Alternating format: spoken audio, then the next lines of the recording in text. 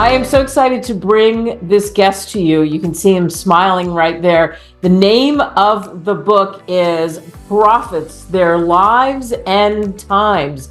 Moses, Jesus, Muhammad, Raam, and Buddha. Dr. Hari Sharma is joining us. And Dr. Sharma put a lot of work into this book, and we're going to have a really interesting conversation. So Dr. Sharma, thanks so much for coming on. My pleasure. My pleasure. So let's talk about this book. First of all, why did you write this book? What was your motivation? That's very good question. Now to answer this question of why did I write this book, I'll go back few decades of research, not focus on this topic, but on general things about the prophets, what they did, what the teachings were, how the people reacted, people of different cultures, languages, races, and different times. So I'll just explain and talk about that. After completing my undergraduate and graduate degrees, I moved to United States of America to pursue my PhD degree. And then followed that, I worked on national and international projects at different parts of the world.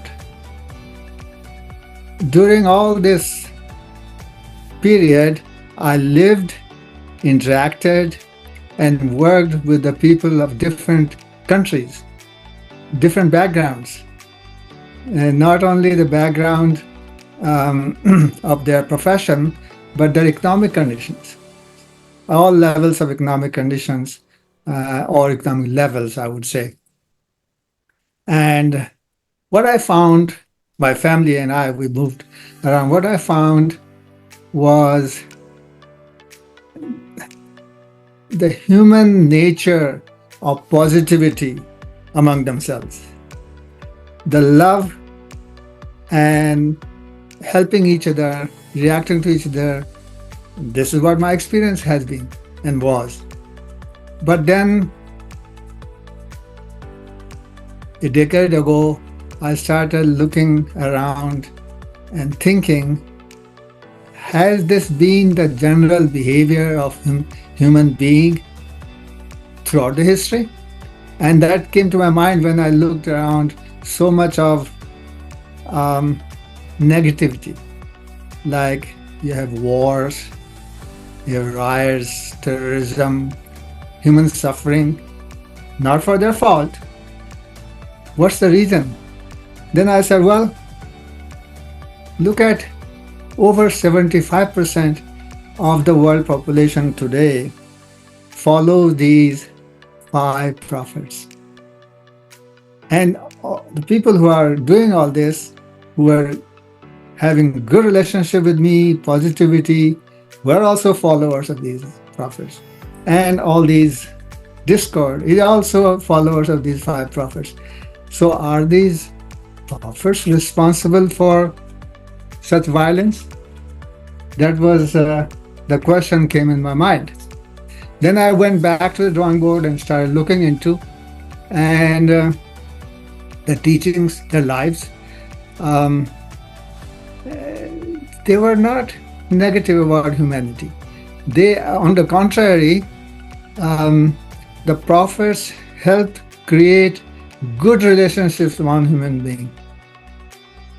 And so I said, then, if that's the case, I went back and did more research, and I really started believing prophets were not to blame.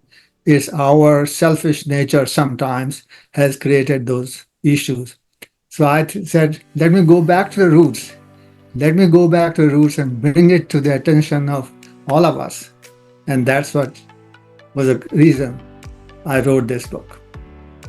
Wow. And how long did this research take? I would imagine it took you some time. Yeah, actually, it depends how do I define the research. If I say the research is only for writing this book, because it's a big, their teachings, their lives all around, their personal, those things took long more. But for this book, it took me 5 years of focused research, and then I started writing. And writing took me a year and a half. But writing is not only writing. When you write something and you find something missing or something different, you go back to the research. So pure research of 5 years, research and writing a year and a half. So you could say total took me 6.5 years of putting this together, research 5. Wow. So when you dug into this and you did a deep dive, and again, here's the book, you can see the cover. It's wonderful. Prophets, Their Lives and Times, Moses, Jesus, Muhammad, Raam, and Buddha. And as you talked about the commonality and what you found out and all that time you spent with it, what did you enjoy the most about the deep dive, the research that you did? That's a little bit, each person can have a different point of view, but you're asking me for my personal things. When I go and read things and do research on it, many times I get a kind of meditative state. I forget all around it. So the first thing which I would say is when looking at the Old Testament, you see when Moses and his followers arrived in Sinai Desert. They camped there, and opposite to that was Mount Sinai. With my background of three-dimensional thinking of it, with my personal emotional relationships things, I felt I'm a part of those followers. And what I was, when Moses would go to the Mount Sinai top peak and bring the commandments, I just lost myself. I was just so much happy, interested, and became, at that moment, I was a follower, true follower. I'm not talking about religion. I was purely follower of those 10 commandments. That's one thing.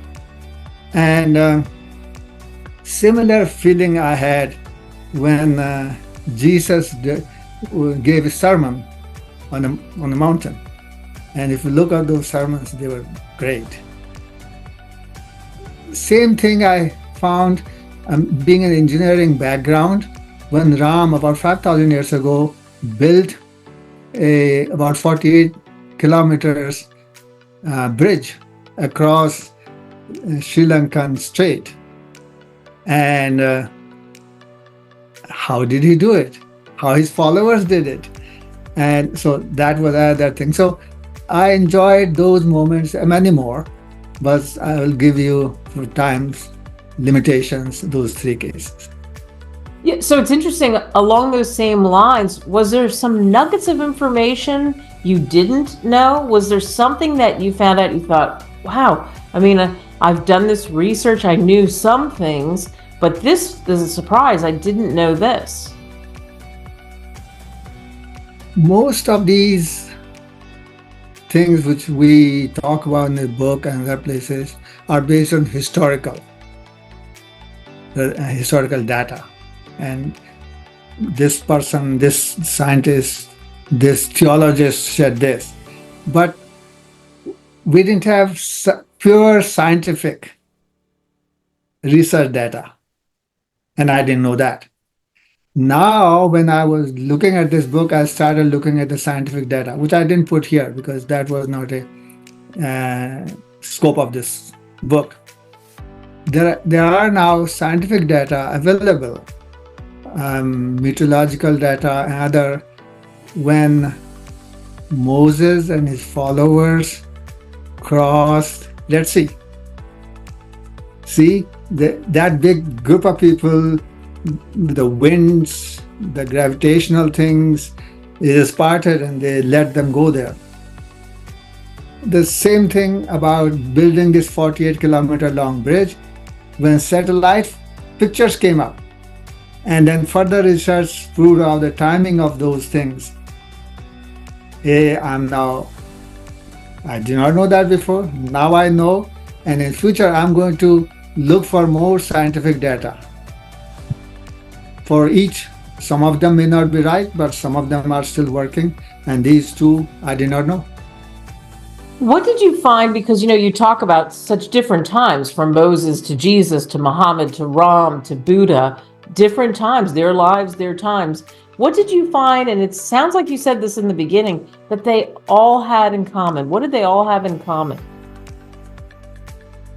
Yes, they were at different times. Look at the earliest, or we say earliest, 5,000 years ago. The latest 1400 years ago, and in between space of 3500 years. Compare that to our nation.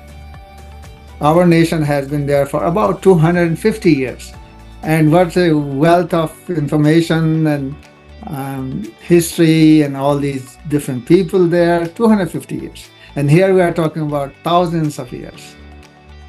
Not only that, we are fortunate here, although we have multilingual people, but we have one language of communication, that's English. Here, language of communication from all the way from Arabia to Syria, Turkey, to Greek, Roman, and Sanskrit, different languages, and also different geographical conditions. River valleys, dry mountains, high desert. So all these variations were there. And so it may have been said by different prophets in different ways. They may look different, but the common, if you look at the commonality, depends what you are looking for. We are looking for the commonality among themselves, that they said, love each other, love one another, work towards the welfare of humanity.